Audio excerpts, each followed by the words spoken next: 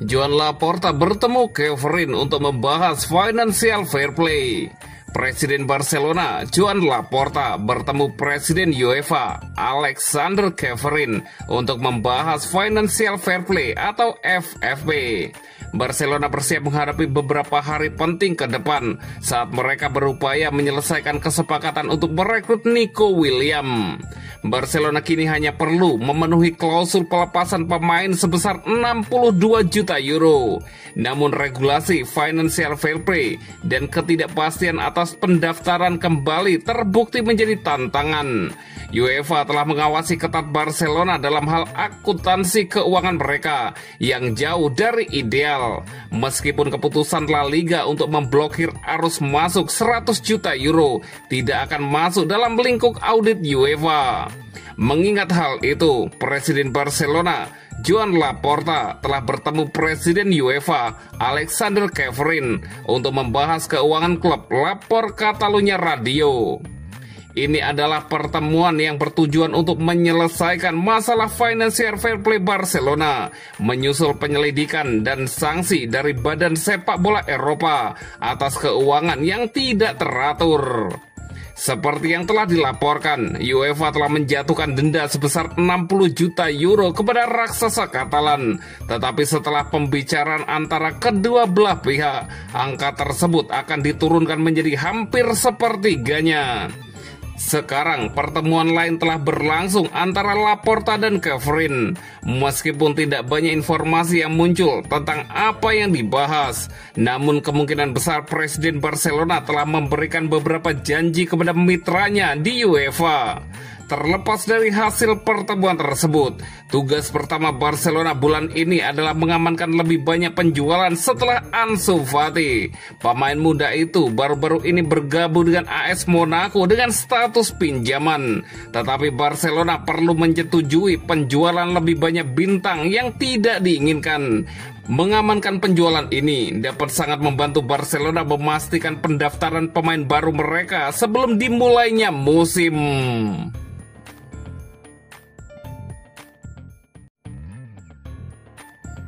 Tiga talenta La Masia yang patut diperhatikan di pramusim Barcelona. Pramusim Barcelona akan dimulai kurang dari 2 minggu lagi. Para pemain utama tampaknya akan kembali tepat waktu. Namun seperti tradisi tahunan, tur pramusim bukan cuma ajang pemanasan bagi para bintang senior. Tujuan utamanya adalah membuka peluang bagi para pemain muda dari Akademi La Masia untuk membuktikan kualitas mereka. Musim panas ini, pelatih Hansi Flick dikabarkan akan membawa 8 talenta muda untuk bergabung dalam tur pramusim. Nama-nama seperti Joan Garcia dan Rooney Bargi memang mencuri perhatian sebagai rekrutan baru. Akan tetapi, mata publik juga tertuju pada 3 nama dari La Masia yang siap mencuri panggung. Barcelona belajar banyak dari musim lalu, terutama soal ketipisan skuad di posisi fullback. Posisi bek kiri bahkan harus terus-menerus diisi oleh Gerard Martin saat Alejandro Balde absen. La Masia menghadirkan solusi dalam sosok Geoffrey Torrens, talenta muda yang menjanjikan di sektor kiri pertahanan. Ia dinilai punya potensi jangka panjang sebagai pelapis bahkan pesaing serius Balde. Torrens dikenal sebagai pemain cepat dengan kemampuan menggiring bola dan umpan akurat lewat kaki kirinya. Meski masih rawan membuat kesalahan dalam bertahan, kontribusinya dalam menyerang seringkali jadi penebus yang efektif. Toni Fernandes baru berusia 16 tahun, tapi statusnya di akademi sudah dianggap sebagai setara dengan calon bintang masa depan. Jika melihat perkembangan pesat Lamine Yamal, usia tak lagi jadi hambatan untuk bersinar. Musim lalu, Hansi Flick sempat memanggilnya dalam beberapa kesempatan. Dia tampil dalam laga pramusim kontra Manchester City dan AC Milan. Di Copa del Rey lawan Jude Barbastro, ia bahkan mencatatkan 2 umpan kunci hanya dalam 9 menit. Barcelona tengah dihubungkan dengan transfer Nico Williams sebagai pengisi utama sayap kiri. Sementara itu, Raphinha akan mulai bergeser ke posisi tengah musim depan jika memang ada ruang untuk pelapis baru di sektor kiri. Jan Virgili dari Akademi layak dilirik sebagai opsi yang siap bersaing. Namanya semakin sering muncul usai performa heroiknya di level internasional.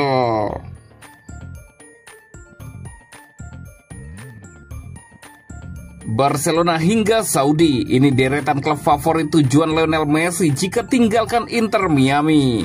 Masa depan Lionel Messi di Inter Miami mendadak jadi sorotan usai kegagalan klubnya di ajang Piala Dunia Antar Klub 2025. Kabar dari ESPN Argentina menyebutkan bahwa peraih 8 Ballon d'Or itu mempertimbangkan opsi untuk hengkang demi bermain di liga yang lebih kompetitif menjelang Piala Dunia 2026. Menurut jurnalis Esteban Edul, negosiasi kontrak antara Messi dan pihak klub saat ini ditangguhkan. Ketidakpastian ini memunculkan berbagai spekulasi soal destinasi baru sang mega bintang.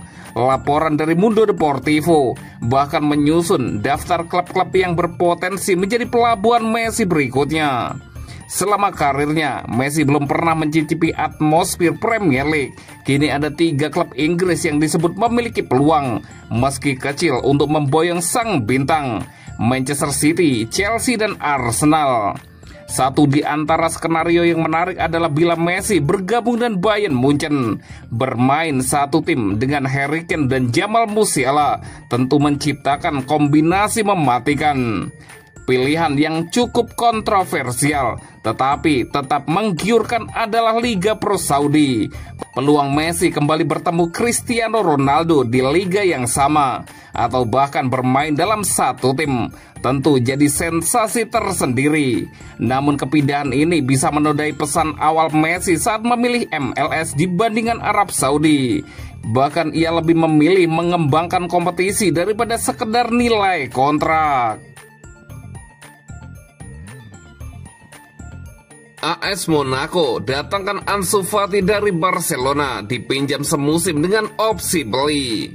AS Monaco mengontrak Ansu Fati dengan status peminjaman selama semusim dari Barcelona. Kesepakatan ini diumumkan pada Selasa 1 Juli 2025. Langkah ini memberikan kesempatan bagi mantan anak ajaib Barcelona itu yang meredup karirnya selepas cedera. Monaco mengatakan kesepakatan peminjaman untuk pemain depan berusia 22 tahun itu mencangkup opsi pembelian pada akhir musim. Fati tampil gemilang bersama Barcelona pada musim 2019-2020 dalam usia 16 tahun dan 304 hari pada Agustus 2019. Ia menjadi pencetak gol termuda Barcelona di Liga Spanyol. Hampir 4 bulan kemudian, pada usia 17 tahun dan 40 hari, ia menjadi pencetak gol termuda dalam sejarah Liga Champions. Fati kemudian mencetak rekor lainnya. Sebelumnya ia memegang rekor sebagai pencetak gol termuda Spanyol. Dengan reputasinya yang berkembang sebagai pemain sayap kanan yang cepat dan cerdik dengan insting mencetak gol, ia diprediksi akan menjadi bintang dunia seperti halnya Lamine Yamal yang kini berusia 17 tahun bersama Barcelona dan Spanyol.